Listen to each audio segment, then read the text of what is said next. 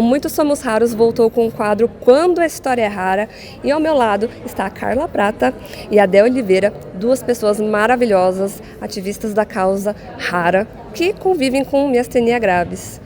Vocês podem contar para mim o que é a miastenia graves? Como é que vocês descobriram? Por favor.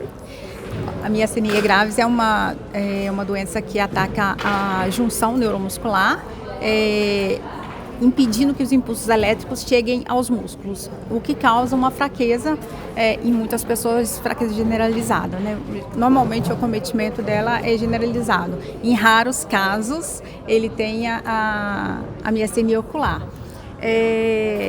E eu comecei a perceber os sintomas quando eu saía para correr com o meu cachorro, e aí eu comecei a não conseguir mais sair de casa, eu não conseguia mais correr com ele, tinha dia que eu não conseguia caminhar. E também eu tive um episódio que eu fiquei afônica, que é também um sintoma da miastenia. Eu fiquei afônica por mais de 30 dias, procurando médico, otorrino, e nada resolvia. E aí, né, começou a odisseia de médico e médico, que acho que toda pessoa que tem doença rara passa, para ter um diagnóstico. E para mim, assim, o diagnóstico foi a melhor coisa, né? Porque essa incerteza de não saber o que tem, realmente ela é pior do que ter o diagnóstico, né? Então, quando eu fiquei sabendo, assim, tinha nome e sobrenome porque estava acontecendo comigo. E você, Cá? É exatamente isso, a Deia já explicou super bem, né? É o nosso corpo atacando os próprios receptores de acetilcolina, e aí se esse impulso não entra na musculatura, só que assim, quando a gente lembra da palavra músculo, a gente só associa braços e pernas. Não, gente. Para falar, eu estou usando vários músculos, para piscar, para respirar. Então assim, gente, o músculo é essencial para a gente viver. Então, assim, é o que a Deia falou, afeta geralmente braços e pernas, né? Eu, graças a Deus, a forma que eu mais fui atacada, né, que ela me afeta é a ocular. Já fiquei sem falar, já fiquei sem abrir o olho, mas assim, a maioria das pessoas entra em remissão quando opera o timo. Eu tive o tumor, então eu já operei o timo, a Deia também já operou o timo, então graças a Deus no meu caso deu certo. Porque eu também já conheci pessoas que quando operaram também a doença não entrou em remissão. Então assim, é muito difícil, gente, conviver com uma doença rara, porque é um ponto de interrogação todo dia. Um dia você está bem, no outro dia você pode não estar, pode ficar mal 1 mês, 2 meses, 1 ano, e pode melhorar. E, gente, é loucura, é você ter que lidar com o imprevisto mesmo. Aí você pode operar o time e pode ficar bem, ou pode operar e não ficar bem, e a doença progredir. Então assim, é difícil ter doença rara? Porque a gente não sabe o amanhã, não sabe nem o hoje. Então é isso, gente, é um ponto de interrogação, e você tem que saber lidar com isso, todo dia. Aí tem gente que fala assim, nossa, mas você estava tão bem no almoço, agora você não vai conseguir sair de casa. As pessoas não entendem, né? As pessoas não entendem, só quem tem consegue falar, não vou conseguir sair de casa, agora eu não consigo mais. Então assim, não avisa, vem de uma hora para outra. E é isso, mas a gente tem que testar muito a nossa resiliência, a positividade, né, Deia? E por isso é muito importante a gente conhecer pessoas, né? Igual eu conheço a Carla, conheço várias outras pessoas, a Carla também conhece. Porque assim, só quem tem entende o que o outro sente, né? Porque quando a gente fala assim, porque hoje eu não consegui escovar meus dentes, aí todo mundo vai te olhar e falar assim, poxa, escovar o dente é uma questão, eu não consegui tomar banho. Tem dia que a vontade de tomar banho é grande, mas a força não deixa, né? Então é muito bom a gente ter pessoas, conhecer, fazer parte de comunidades, porque a gente está lidando com pessoas que sabem o que a gente sente. Porque eu entendo perfeitamente que para uma pessoa normal, que não tem nenhuma doença rara, é muito, muito difícil entender o que a gente passa, sabe? Com certeza. E quanto tempo vocês demoraram para ter o diagnóstico de vocês? Vocês passaram por aquela odisseia diagnóstica de anos, de médicos? Conta um pouquinho pra gente. Então, eu não passei por anos de médicos.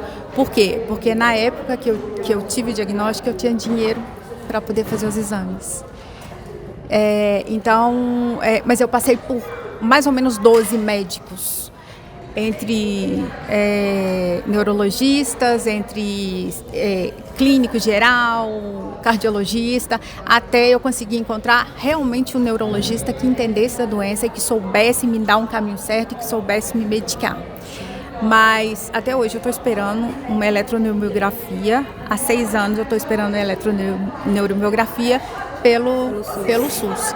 Então, eu acho que o fato da pessoa não ter uma condição financeira atrapalha muito, e também o que vai é que depende muito da doença.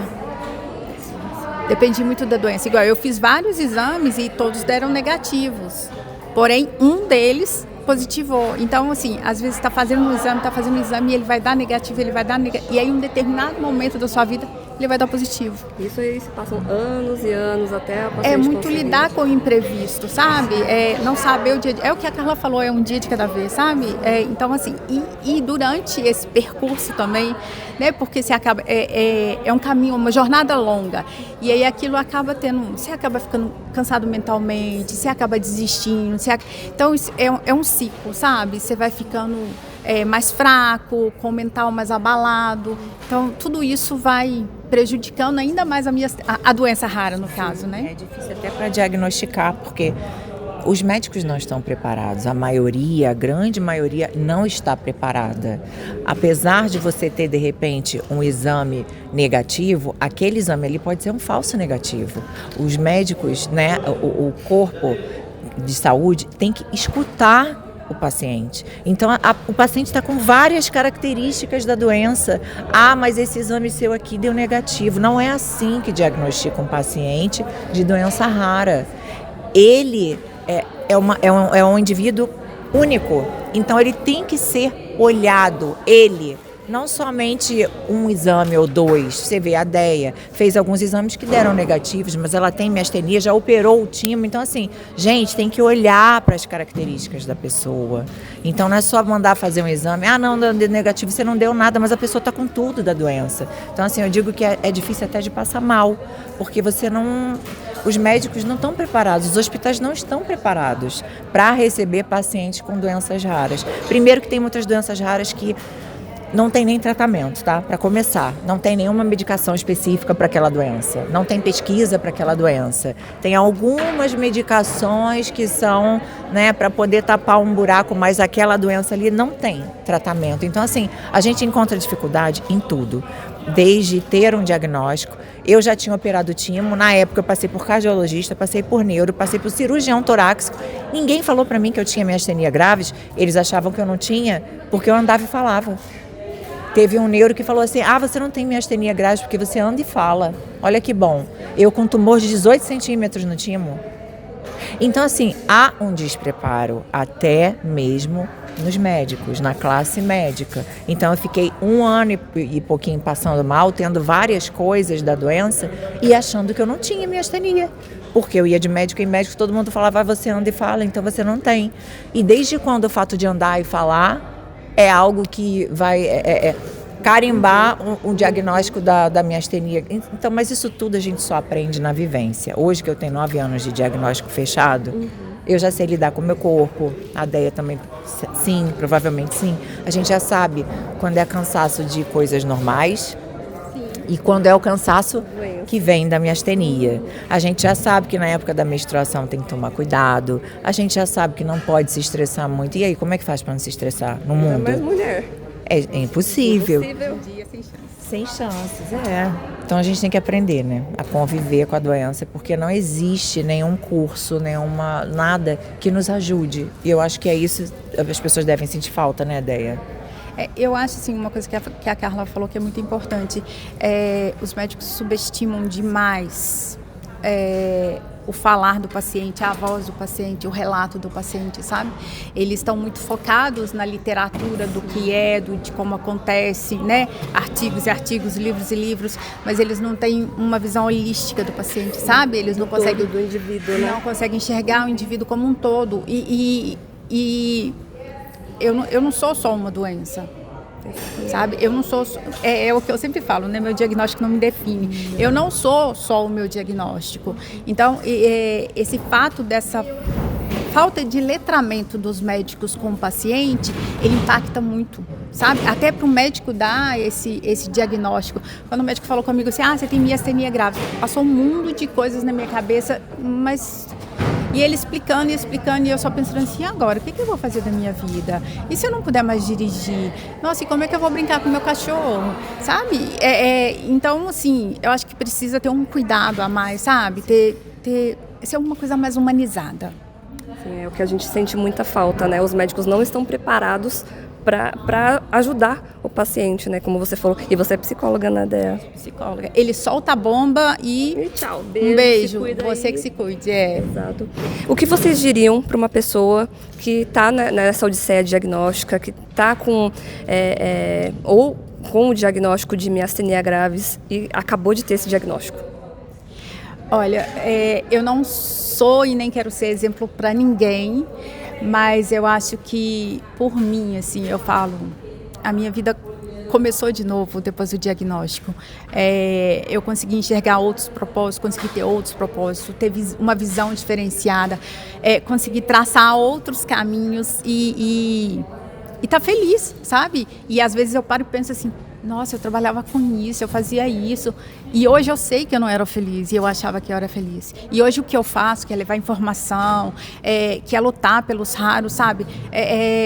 E não é só por quem tem miastenia, é pelas doenças raras em geral. É levar essa informação, eu vejo quanto isso me faz bem, sabe? Porque...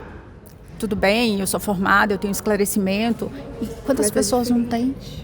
Sabe, eu tenho pacientes que são lá do Alagoinhas do Piauí, que tem 5 mil habitantes, que ela não sai, o médico fala, tá bom, doutor. Sabe, então assim, precisa existir um diálogo. Tem que ser uma via de mão dupla, não é só o médico falar. E você, Cá?